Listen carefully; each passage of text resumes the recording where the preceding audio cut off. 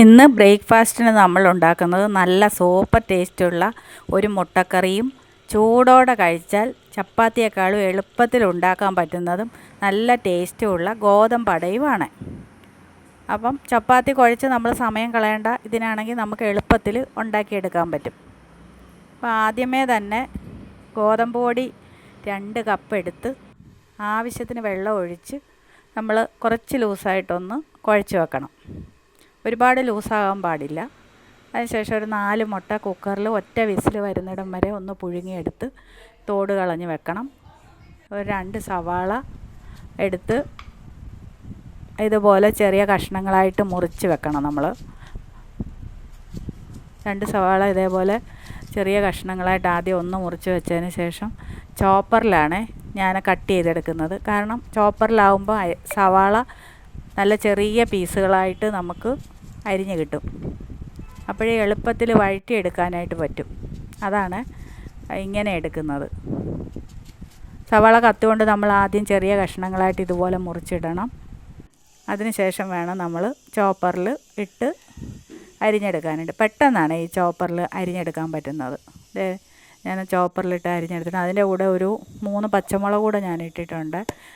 അരിയാനുള്ള എളുപ്പത്തിന് വേണ്ടിയിട്ട് അതിൽ ചെറിയ പീസാക്കി ഇട്ടിട്ടാണ് അതുകൂടെ സവാളയുടെ കൂടെ അരിഞ്ഞെടുത്തിട്ടുണ്ട്. അതിനുശേഷം നമ്മൾ ഒരു തക്കാളി ഇതേപോലെ ചെറുതായിട്ട് മുറിച്ച് വെച്ചിട്ടുണ്ട്. ഇഞ്ചി പച്ചമുളക് ചതച്ച് വെച്ചിട്ടുണ്ട്.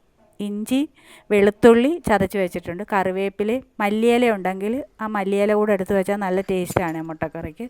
അതിനുശേഷം കുരുമുളക് പൊടി, ആദ്യം പെരുംജീരക പൊടി, മഞ്ഞൾപ്പൊടി ഓരോ ടീസ്പൂൺ വീതമാണ് ഇതെല്ലാം. ഓരോ ടീസ്പൂൺ വീതമാണ് ഇതെല്ലാം എടുക്കേണ്ടത്. 1 ടീസ്പൂൺ പെരുംജീരകപ്പൊടി, 1 ടീസ്പൂൺ മഞ്ഞൾപ്പൊടി, 1 ടീസ്പൂൺ മല്ലിപ്പൊടി, 1 ടീസ്പൂൺ മുളക് പൊടി, 1 ടീസ്പൂൺ കുരുമുളക് പൊടി. ഇത്രയും നമ്മളൊരു ബൗളിലെടുത്ത് വെക്കണം.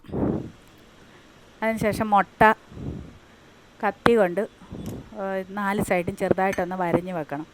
ഇത് വീഡിയോ എടുക്കാനായിട്ട് വേറെ ആളില്ലാത്തതുകൊണ്ട് ഞാൻ തന്നെ എടുക്കുന്നതുകൊണ്ടാണ് ഇങ്ങനെ വരുന്നത്. അതിനുശേഷം നമ്മൾ ചീനച്ചട്ടി അല്ലെങ്കിൽ ഒരു പാൻ അടുപ്പിൽ വെച്ച് വെളിച്ചെണ്ണ ഒഴിച്ച് വെളിച്ചെണ്ണ നന്നായിട്ട് ചൂടായി വന്നു കഴിയുമ്പം കടുകിട്ട് പൊട്ടിക്കുക. കടുകിട്ട് പൊട്ടിച്ച് കഴിഞ്ഞാൽ ആ എണ്ണയിലേക്ക് നമ്മൾ ഇഞ്ചി വെളുത്തുള്ളി ചതച്ച് വെച്ചത് ആദ്യം ഇടണം. ഇഞ്ചി വെളുത്തുള്ളി ചതച്ച് വെച്ചത് ചെറുതായിട്ടൊന്ന് വഴറ്റിയതിന് ശേഷം നമ്മൾ ചെറിയ പീസുകളാക്കി അരിഞ്ഞ് വെച്ചിരിക്കുന്ന സവാള പച്ചമുളക് അരിഞ്ഞത് അതിലേക്കിടുക. സവാള പച്ചമുളക് ഇഞ്ചി വെളുത്തുള്ളി ചതച്ചത് ഇതെല്ലാം കൂടെ നന്നായിട്ടൊന്ന് ഇളക്കി യോജിപ്പിക്കുക. അത് ആദ്യം ചെറുതായിട്ടൊന്ന് 1 സ്പൂൺ ഉപ്പ് കൂടി ഇടണം. 1 ടീസ്പൂൺ ഉപ്പ് കൂടി ഇട്ടതിന് ശേഷം ആദ്യം ഒന്ന് അടച്ച് വെച്ച് ഒന്ന് വെന്ത് കഴിഞ്ഞതിന് ശേഷം വേണം നമ്മൾ തക്കാളി ഇടാനായിട്ട്. അതിലേക്ക് കറിവേപ്പില ഇടണം. തക്കാളി അരിഞ്ഞ് വെച്ചത് അതിലേക്ക് ഇടുക. ചെറുതായിട്ടൊന്ന് ആവി കയറി വെന്തതിന് ശേഷം വേണം നമ്മൾ തക്കാളി ഇടാനായിട്ട്. ഇതെല്ലാം കൂടെ അടച്ച് വെച്ച് തീ കുറച്ച് വെച്ചിട്ട് നന്നായിട്ടൊന്ന് വേകുന്നത് വരെ വെക്കണം. ഒരു 5 മിനിറ്റോളം നമ്മൾ വെക്കേണ്ടി വരും അത് വെന്ത് കിട്ടാനായിട്ട്. സവാളയൊക്കെ ചെറുതായിട്ട് അരിഞ്ഞതായതുകൊണ്ട് പെട്ടെന്ന് വേകും. അപ്പോൾ കറി നമുക്ക് എളുപ്പത്തിൽ ഉണ്ടാക്കിയെടുക്കാനായിട്ട് പറ്റും. അതിന് ശേഷം നമ്മൾ എടുത്ത് വെച്ചിരിക്കുന്ന പൊടികൾ അതിലേക്ക് ഇടുക. പെരുംജീരകം, മഞ്ഞൾപ്പൊടി, മല്ലിപ്പൊടി, മുളക് പൊടി, കുരുമുളക് പൊടി എല്ലാം കൂടെ അതിലേക്കിട്ട് നന്നായിട്ടൊന്ന് വഴറ്റി യോജിപ്പിക്കുക. ഇതെല്ലാം കൂടെ നന്നായിട്ട് ഒന്ന് വഴണ്ട് അതിൻ്റെ പച്ചമണം മാറിക്കഴിയുമ്പോൾ ഒരു പാത്രത്തിൽ നമ്മൾ 1 കപ്പ് വെള്ളം തിളപ്പിച്ച് വെക്കണം. ആ തിളച്ചിരിക്കുന്ന വെള്ളം അതുപോലെ തന്നെ അതിലേക്ക് ഒഴിച്ച് ഇളക്കുക. നമുക്ക് നല്ലൊരു ഗ്രേവി ആയിട്ട് കിട്ടും. കറിക്ക് നല്ല ടേസ്റ്റും ആയിരിക്കും.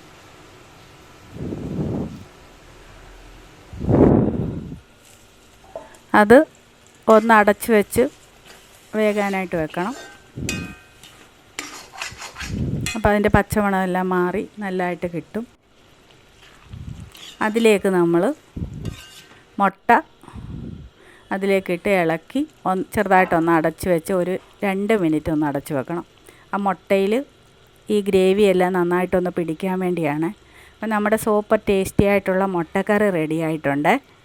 അപ്പോൾ ഇത് റെഡിയാക്കി വെച്ചതിന് ശേഷം ലാസ്റ്റ് വേണം, മുട്ടക്കറി ഇറക്കാറാവുമ്പം വേണം നമ്മൾ മല്ലിയില ചേർക്കാനായിട്ട്.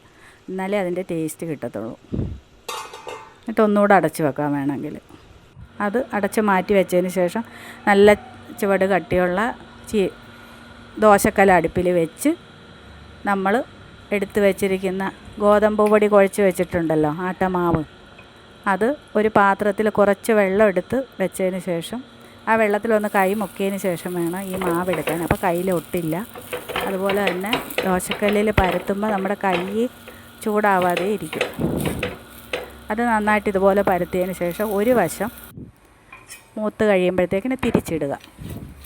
ഞാൻ 2 ദോശക്കല്ല് അടുപ്പിൽ വെച്ചാണ് ഇത് ഉണ്ടാക്കുന്നത്. കാരണം പെട്ടെന്ന് നമുക്ക് ഉണ്ടാക്കിയെടുക്കാനായിട്ട് പറ്റും. അപ്പോൾ ചൂടോടെ തന്നെ കഴിക്കാനായിട്ട് പറ്റും.